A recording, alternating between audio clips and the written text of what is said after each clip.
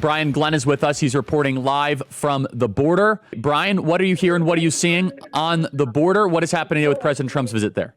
Well, good afternoon, Charlie. We are in Cochise County here, just south of Tucson, by about an hour and a half along this section of border wall, which let me step out of the way real quickly, and I'll show you exactly what's happening here. Austin, if you'll push in. The border wall goes up this mountain, but it does end. And when you talk about President Trump mentioning the people crossing our border, well, there's a spot where they can cross into the U.S. Now, they obviously will not be doing that today. There is heavy security, border security here, as you would expect. The president making a stop here in about an hour. Now, he's going to talk, Charlie, to some everyday Americans that have been impacted by this open border that has not only really plagued Arizona, but really Texas and New Mexico and really all across this country. Charlie, you and I have been doing stories on this for way too long about the effects of the Kamala Harris and Joe Biden broken border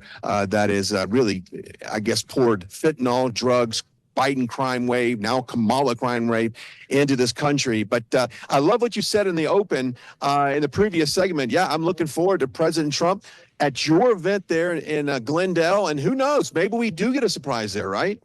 We'll see what happens. And so you're on the ground there in Arizona. President Trump is coming to visit his wall. What is the sense that you get from Border Patrol about the volume of people and how the invasion has continued as you're there right near our border wall?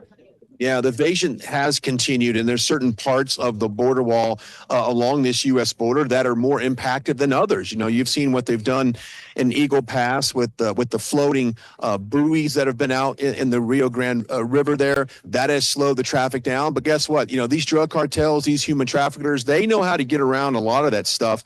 So they continue to pour into this country and really, Charlie, overload the resources that we have right now. You've got even the Department of Texas, the DPS, have had to pull troops off the highways into kind of processing centers to document all of these people that they are apprehending. Of course, there's thousands of getaways almost every week. So it has been a strain on resources, and not to mention the strain on the local school districts along the southern border. These school districts who just went back to school just about a week ago are now faced with crowded classrooms. Classroom sizes have grown from a lot of the migrant kids that have come into this area. So not just that we talking some of the crime wave of this illegal invasion, but you're also talking about a strain on resources, Charlie, that affects everyone.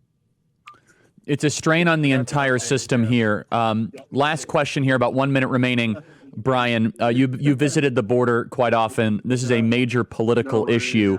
Border Patrol, are they resolutely still behind President Trump? Absolutely. Absolutely. I just spoke with Brandon Judd just a few minutes ago to get him to come on camera a little bit later. They're 100% behind President Trump. They're not buying this any kind of narrative that for whatever reason the apprehensions are lower or the crossings are lower. There's migrant, crime waves and they're coming up this way. It continues to flow in this country as long as Joe Biden's in office and as long as Kamala Harris promises to keep this border open, they will come.